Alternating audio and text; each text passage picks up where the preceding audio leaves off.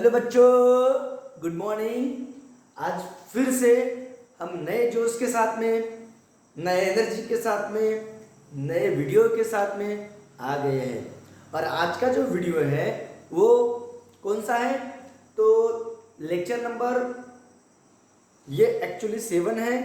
कौन से चैप्टर का? तो mechanical properties of fluid, chapter 12 class HSC का chapter number 2 mechanical properties of fluid, उसका ये हैशटैग नंबर 7 लेक्चर है। और आज के इस वीडियो लेक्चर में हम सबसे इम्पोर्टेंट टॉपिक कुछ देखने वाले हैं। और वो इम्पोर्टेंट टॉपिक क्या है?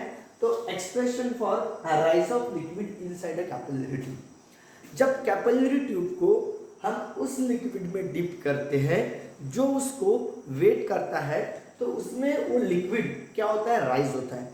तो किस हाइट तक की लिक्विड राइज होगा, उस हाइट का एक्सप्रेशन हमको निकालना है। ये लिक्विड का सरफेस है, तो ये जो हॉरिजॉन्टल सरफेस से लिक्विड कितना राइज होगा, तो उस राइज ऑफ लिक्विड का इनसाइड ए कैपिलरी ट्यूब, उस राइज ऑफ लिक्विड का मतलब इस हाइट का हमको एक्सप्रेशन निकालना है।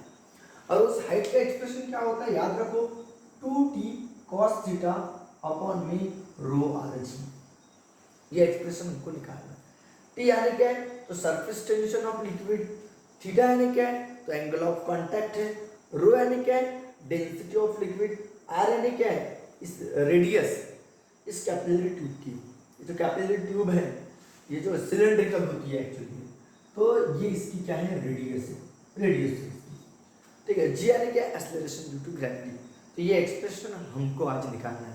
ये बोर्ड के एग्जाम में 3 मार्क के लिए आता है, 3 और 4 मार्क के लिए आता है। ठीक है, चलो स्टार्ट करते हैं कि expression for rise of liquid inside a capillary tube. तो उसके लिए आप लोगों को क्या कंसीडर करना पड़ेगा? कंसीडर करेंगे a capillary tube. Consider capillary tube जिसकी रेडियस क्या है? इसकी रेडियस है ऑफ रेडियस आर।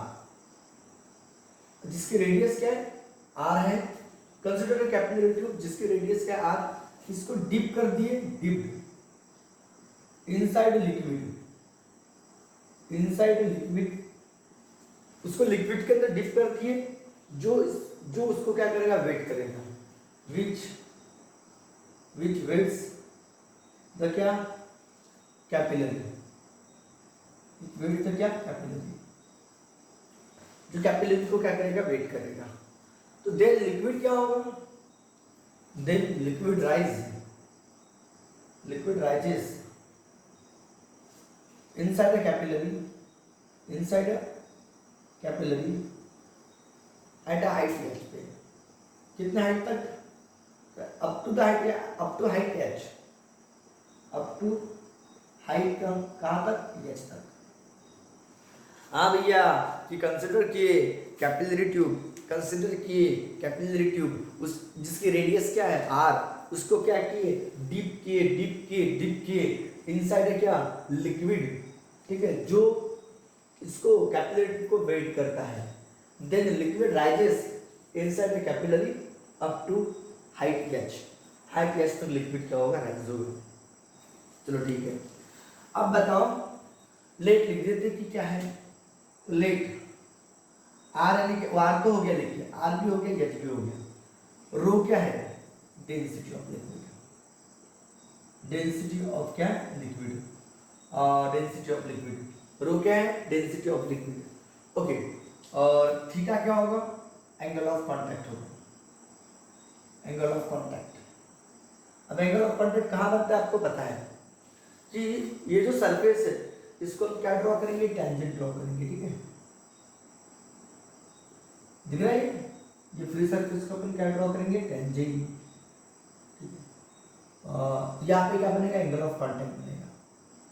ठीक है, सेम इधर भी हम लोग क्या ड्रॉ करेंगे? टेंजेंट ड्रॉ करेंगे। दिख रहा है? दिख रही है? दिख रही है? ठीक है, इधर भी इधर सेम। ठीक है, तो टेंजेंट ड्रॉ करेंगे सेम इधर भी और इधर भी, इस फ्री सरफेस ऑफ लिक्विड को। ठीक है, यहाँ बनेगा एंगल ऑफ कांटेक्ट, ये थीटा, यहाँ पे भी एंगल ऑफ कॉन्टैक्ट बनेगा थीटा। तो थीटा यानी क्या है, तो angle of contact, angle of contact. और टी यानी क्या होता है, सरफेस टेंशन। तो सरफेस टेंशन की वजह से जो फोर्स आता है, तो फोर्स का फार्मूला आपको पता है, सरफेस टेंशन का फार्मूला पता है, फोर्स पर यूनिट लेंथ। तो यहाँ पे लेंथ की वैल्यू 1 मीटर मानना है, तो 1 पर यूनिट लेंथ बोला, तो लेंथ की वैल्यू 1 यूनिट के लिए मतलब एफएच आएगा। मतलब सरफेस टेंशन की वजह से जो फोर्स आएगा वो सरफेस टेंशन के बराबर रहेगा, और ये अलोंग द टैंजेंट होता है, याद रखना। ये जो सरफेस टेंशन की वजह से जो फोर्स आता है ये अलोंग द क्या होता है, टैंजेंट, अलोंग द टैंजेंट। इसका मतलब ये अलोंग द टैंजेंट होगा। यहाँ पे जो फोर्स रहेगा सरफेस टेंशन यहाँ पे, और इसके अपोजिट भी इधर भी अलोंग द टैंजेंट फोर्स लगेगा सरफेस टेंशन फोर्स। तो आई होप आप लोगों को समझ में आ रहा होगा, आई होप आप लोगों को समझ में आ रहा होगा। इधर भी सरफेस टेंशन की वजह से फोर्स टी लगेगा, और इधर भी सरफेस टेंशन की वजह से जो फोर्स लगेगा टी लगेगा। तो सरफेस टेंशन की वजह से जो फोर्स लगने वाला है वो सरफेस टेंशन के बराबर ही रहेगा, इसलिए यहाँ पे मैंने सरफेस टेंशन टी लिखा, और ये अलोंग द टैंजेंट। तो टी यानी क्या बताओ, surface tension of liquid, surface tension of water बोलो या लिक्विड बोलो, ठीक है, या लिक्विड। अब यहाँ पे लिक्विड की बात करें, जो उसको वेट करके कैपिलरी, ठीक है। ओके, इतनी बातें समझ में आ गई आप लोग कि ये क्या है, कंसीडर कर लिए। फिर मैंने बोला कि the force due to surface tension, the force याद है ना अच्छे से, force due to the surface tension, सब इसी का खेल है। The force due to the surface tension, okay, is along the क्या, force due to surface tension is equal to, force due to जो सरफेस टेंशन होता है वो इक्वल टू क्या होता है, equal to surface tension, surface tension, surface tension. मतलब force due to the surface tension is equal to किसके बराबर रहेगा, सरफेस टेंशन के बराबर रहेगा, फॉर किसके लिए, यूनिट लेंथ के लिए, और किसके लिए, यूनिट लेंथ। लेंथ की वैल्यू 1 रहेगी, लेंथ की वैल्यू 1 रहेगी, मैंने पहले ही बोला। Force due to the surface tension किसके बराबर रहेगा, सरफेस टेंशन के बराबर रहेगा, लेकिन उसके लिए लेंथ कितनी होनी चाहिए, 1 मीटर होनी चाहिए। सॉरी सरफेस टेंशन का formula force per unit length. तो force due to the surface tension, force due to the surface tension equal to surface tension for किसके लिए, यूनिट लेंथ के लिए, लेंथ के लिए 1 यूनिट रहेगी, ओके। उसके लिए is acting along the tangent, acting along the क्या, टैंजेंट होता है, ये हमेशा अलोंग द क्या होता है, टैंजेंट होता है। हाँ सर, इतना तो क्लियर हो गया, along the tangent. And resolve into, कितने कंपोनेंट में रिजॉल्व होगा, एंड रिजॉल्व इनटू कितने कंपोनेंट में, ओके, 2 कंपोनेंट में क्या कर दिए, रिजॉल्व कर दिए, ठीक है, ओके। जो अपवर्ड मतलब इधर भी लगेगा तो मतलब विच, उसको रिजॉल्व वाला कंसेप्ट बाद में लिखते हैं, ठीक है। एक्टिंग अलोंग द क्या होगा, टैंजेंट होगा, अलोंग द क्या होगा, टैंजेंट। तो इस टैंजेंट के अलोंग में सरफेस टेंशन लग रहा है, उसकी equal opposite with surface tension लगेगा, अपवर्ड वाला। The upward surface tension T, उसको हमने रिजॉल्व कर दी, ये इसको रिजॉल्व करेंगे 2 कंपोनेंट में। द अपवर्ड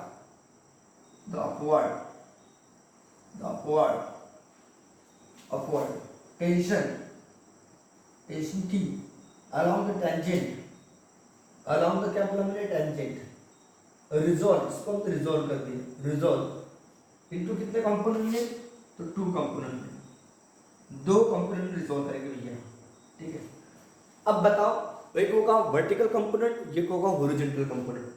तो वर्टिकल कंपोनेंट जो रहेगा, वर्टिकल कंपोनेंट जो रहेगा वो रहेगा टी कॉस थीटा, और वर्टिकल हॉरिजॉन्टल कंपोनेंट जो रहेगा ये वाला, ये रहेगा टी साइन थीटा। सेम इधर भी टी साइन थीटा रहेगा ये, और इधर क्या रहेगा, T cos theta, T cos theta. अब सवाल उठता है कि सर आपने वर्टिकल कंपोनेंट को टी कॉस थीटा क्यों लिखे, तो उसके पीछे कारण ये है क्योंकि ये एंगल ऑफ कॉन्टैक्ट थीटा है, ये भी एंगल ऑफ कॉन्टैक्ट थीटा होगा, ये भी एंगल ऑफ कॉन्टैक्ट थीटा होगा, vertical opposite angle, vertical opposite angle, तो vertically opposite angle, okay, vertically क्या, अपोजिट एंगल, ओके। अगर आप यहाँ पे ये परपेंडिकुलर ड्रॉ करोगे, देखो तो आप इसको मैं इस तरह से बना के दिखा रहा हूँ आप लोगों को, ये इस तरह से बना के दिखा रहा हूँ, ठीक है, ये इस तरह से बना के दिखा, ये थीटा है, इसको अगर कंप्लीट करोगे राइट एंगल बनेगा, बराबर है। तो थीटा के अपोजिट जो है ये आपकी रेडियस का काम करेगी, टेंशन की, ठीक है। तो ये थीटा के अपोजिट है, तो अपोजिट किस में आता है, साइन में आता है, ये टी साइन थीटा है, और ये क्या है, एडजेसेंट है, ये क्या है, टी कॉस थीटा। ये टी साइन थीटा, तो ये भी क्या रहेगा, टी साइन थीटा ही रहेगा। आई होप आपको समझ में आ रहा होगा। तो ये एडजेसेंट है, और एडजेसेंट थीटा का एडजेसेंट जो होगा टी कॉस थीटा, और थीटा का अपोजिट जो होगा, अपोजिट वो क्या होगा, थीटा का अपोजिट जो होगा वो टी साइन थीटा, ये टी साइन थीटा, ये टी साइन थीटा, ये टी साइन थीटा। तो horizontal component T sine theta रहेगा, वर्टिकल कंपोनेंट क्या रहेगा, टी कॉस थीटा रहेगा। आई होप आपको समझ में आ गया होगा, ठीक है। तो upward tension T along the tangent resolve to two component, पहला है horizontal component T sine theta and vertical component T cos theta. Okay, इतना समझ में आ गया सबको। पहले इतना स्क्रीनशॉट ले लो, आई थिंक, ठीक है, जगह है क्या, हाँ है, चलेगा। तो पहला कंपोनेंट कौन सा बोला मैंने, तो horizontal component, component T sine theta, okay, horizontal component T sine theta है, ओके, विच एक्टिंग रेडियली आउटवर्ड, जो एक्टिंग कैसा है, विच अलोंग द रेडियस, ये जो आपका मेनिस्कस है, ये कॉन्क्यू, इसके रेडियस के अलोंग रहेगा, विच एक्टिंग अलोंग रेडियस, विच एक्टिंग आउटवर्ड, हाँ, जो एक्टिंग कैसा हो रहा है, आउटवर्ड यानी बाहर की ओर। तो horizontal component T sine theta which acting outward along radius, along the radius, radius के अलोंग में ये भैया, रेडियस के अलोंग में ये। आई होप आपको समझ में आ रहा होगा, आई होप आप लोगों को समझ में आ रहा होगा। और थोड़ी सी जगह है क्या, हाँ है, ओके। और दूसरा कौन सा कंपोनेंट बोला मैंने, नहीं जगह नहीं है, दूसरा कौन सा कंपोनेंट बोला मैंने, ये पहले इतना स्क्रीनशॉट ले लो अच्छे से।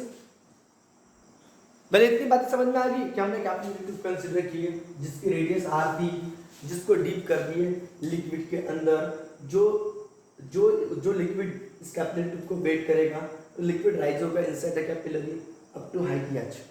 रो यानी डेंसिटी ऑफ लिक्विड है, थीटा यानी क्या, एंगल ऑफ कांटेक्ट है, और टी यानी सरफेस टेंशन ऑफ लिक्विड है। फिर force due to surface tension, अब यहाँ पे इस कैपिलरी ट्यूब के ऊपर और मतलब यहाँ पे फोर्स लगेगा, तो force due to surface tension वो इक्वल रहेगा सरफेस टेंशन के लिए, लेकिन कौन से लेंथ के लिए, यूनिट लेंथ के लिए। ओके, ये एक्टिंग होता है और हमेशा अलोंग द टेंजेंट होता है, अलोंग द क्या होता है, टेंजेंट। तो यहाँ से मैंने अपवर्ड टेंशन जो लिया है, इधर पे लगेगा तो उधर पे लगेगा, ठीक है। तो अपवर्ड टेंशन जो टी होगा वो अलोंग द टेंजेंट, जिसको रिजॉल्व करते हैं कितने कंपोनेंट्स में, 2 कंपोनेंट में। एक होगा horizontal component T sine theta जो एक्ट होगा आउटवर्ड अलोंग द रेडियस, और दूसरा कौन सा बोला मैंने, टी कॉस थीटा जो एक्ट हो रहा है अपवर्ड, जो एक्ट हो रहा है कैसे, अपवर्ड। हाँ, अब वर्टिकल कंपोनेंट, दूसरा कौन सा कंपोनेंट था, तो vertical component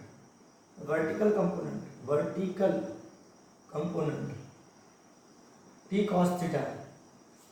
cos theta acting in upward direction, is acting in कैसी डायरेक्शन में, upward direction,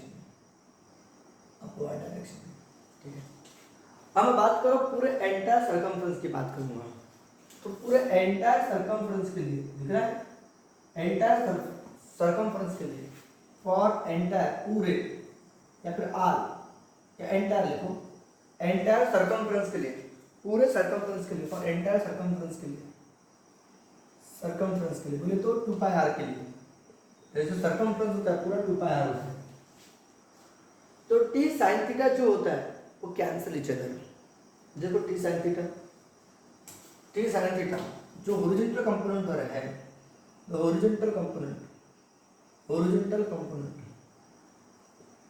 T sine theta balance each other, balance करेगा किसको, इच अदर, को ये कैंसिल कर देगा, ओनली वाइल, इसके अलावा while the horizontal vertical component, the vertical component कौन सा, T cos theta, T cos theta acting in only one direction.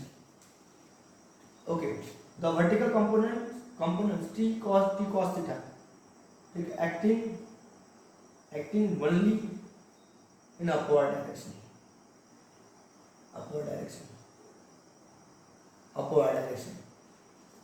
Okay, and balance bye, और किससे बैलेंस हो जाएगा, एंड ये किससे बैलेंस होगा, balance by weight of water, weight sorry upward direction, जो रिस्पॉन्सिबल रहेगा राइज ऑफ लिक्विड के लिए, विच रिस्पॉन्सिबल फॉर मतलब vertical component T cos theta acting only upward direction. Okay, which responsible for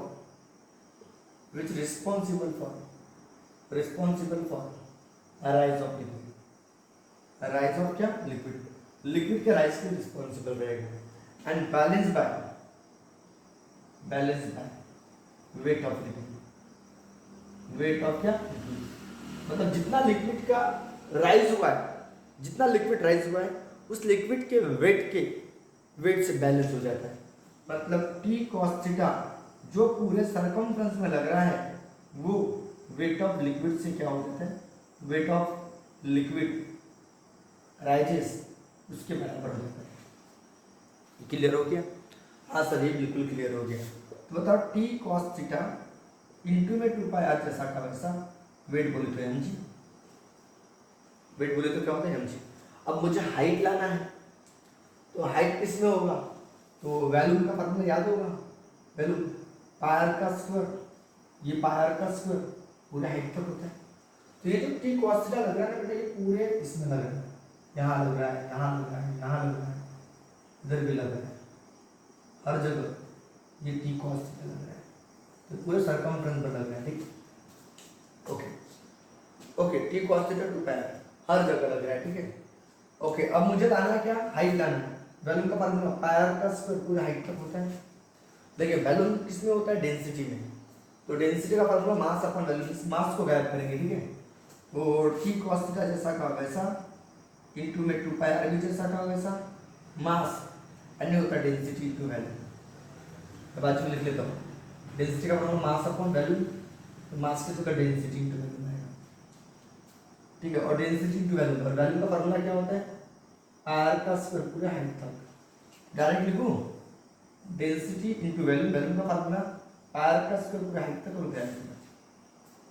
देखो cut रहा कौन है, एक पाई से एक पाई कट रहा है, एक आर से एक आर भी कट रहा है. जो बचा वो लिखो, टी बचा, कॉस थीटा बचा और 2 बचा, तो 2t कॉस थीटा बचा. और इधर में क्या बचा, रो, एक आर, एक एच और एक जी. तो मुझे हाइट का एक्सप्रेशन निकालना है. तो हाइट इक्वल टू क्या हो जाएगा बेटा, height equal to 2t cos theta upon rho R g, rho R ji divide में आ जाएगा. तो आई होप आपको एक्सप्रेशन समझा होगा. हाइट का expression 2t cos theta upon में rho R G, 2t cos theta upon में रो आर जी. तो क्लियर हो गया. देखो बिल्कुल बहुत आसान है कि एंटायर सरकमफ्रेंस के लिए जो टी साइन थीटा जो है हॉरिजॉन्टल कंपोनेंट वो बैलेंस होता है, इसी तरीके को बैलेंस कर लेती है.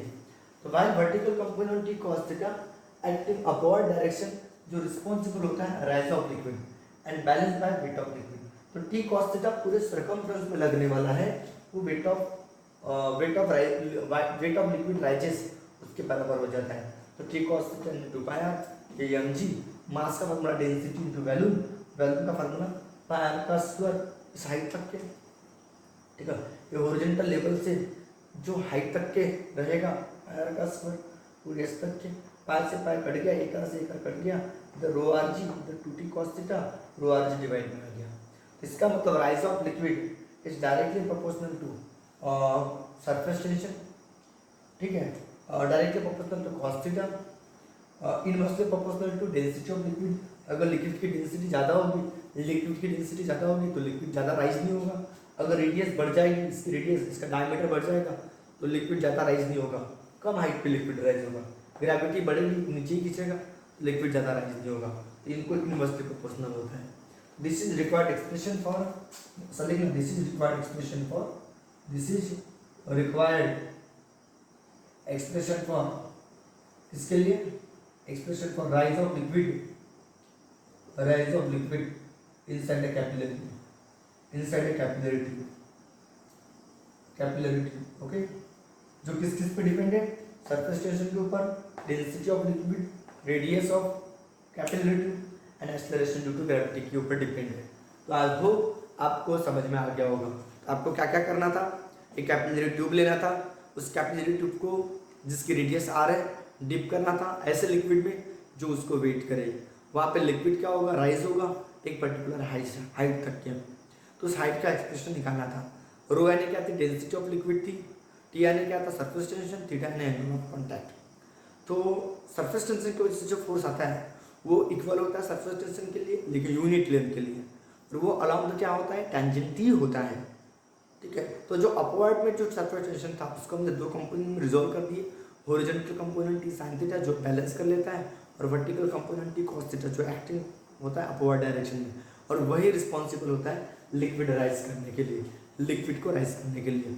और ये जो टी कॉस थीटा रहता है पूरे सरकमफ्रेंस में रखता है 2 पाई, और ये किससे बैलेंस होता है, तो जितना लिक्विड राइज हुआ है उस लिक्विड के वेट से क्या हो जाता है, बैलेंस हो जाता है। ठीक है, बस यही कंसेप्ट है, और इसी कंसेप्ट से आपके हाइट का क्या निकलेगा, एक्सप्रेशन निकलेगा। आई होप आपको समझ में आ गया होगा। ठीक है, तो आज के दिन के लिए इस वीडियो में इतना काफ़ी है। नेक्स्ट वीडियो में मिलेंगे नए टॉपिक के साथ में। If you like this video please say your expression or whatever you think about this video, please write in comment section. If you like, you can